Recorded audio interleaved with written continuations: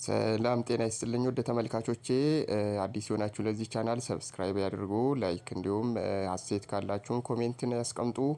በዛሬው መረጃዬ ኢትዮጵያና አሜሪካ በወታደራዊና ዲፕሎማሲያዊ ትብብራቸውን ወደ ላቀ ስትራቴጂካዊ ደረጃ ለማሸጋገር ከስምምነት መድረሳቸውን ነው የማደርሳችሁ። ስለዚህ በጥሞና ሙሉውን መረጃ እንድታዳምጡ ጋብዛችኋለሁ ማለት ነው።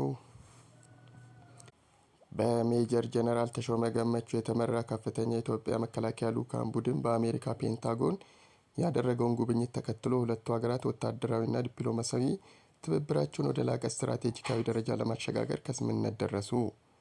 የውጭ ጉዳይ ሚኒስቴር ዛሬ ባወጣው መረጃ መሰረት ከኦገስት 19 እስከ 20 ቀን 2026 እንደ አውሮፓውያን አቆጣጠር በአሜሪካ በተደረገው በዚህ የሁለትዮሽ ምክክር የፌዴሪ መከላከያ ሚኒስቴር የውጭ ግንኙነትና ወታደራዊ ትብብር ዋና ዳይሬክተር ሜጀር ጀነራል ተሾመ ገመቹ እና የፔንታጎን የአፍሪካ ጉዳዮች ምክትል ረዳት ጸሐፊ ብሪያን ጄ ኤሊስ በጋራ መርተውታል።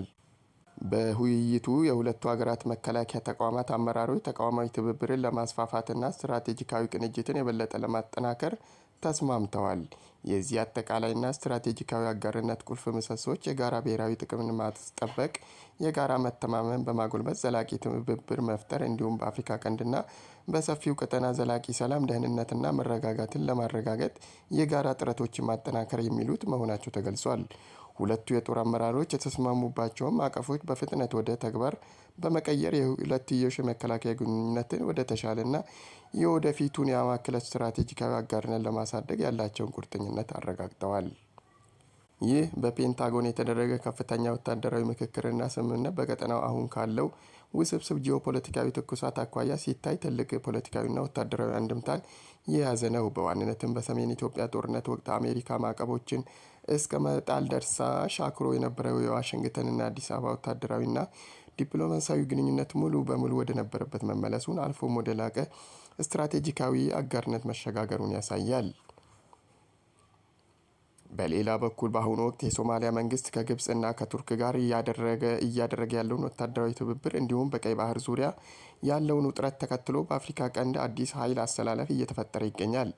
አሜሪካ በዚህ ፈታኝ ወቅት ከኢትዮጵያ ጋር ወታደራዊ ትብብርን ማጠናከሯ ዋሽንግተን አሁንም ቢሆን በቀጠናዊ ጸጥታ መዋቅር ውስጥ ኢትዮጵያ እንደ ቁልፍና ሊታለፍ የማይቻል የጸጥታ አጋር አድርጋ እንደምትወስዳት አመልካች ነው ተብሏል። በሌላ በኩልም አመራሮቹ ስምምነቱን በፍጥነት ተግባራዊ ለማድረግ መስማማታቸው እንደ አልሸባብ ያሉ የሽብር ቡድኖች እንቅስቃሴና የቀይ ባህር ደህንነትን የመሳሰሉ ቀጠናዊ የደህንነት ስጋቶች አፋጣኝ የጋራ ወታደራዊና የመረጃ ልውውጥ ትብብርን እንደሚጠይቁ ያመለክታል።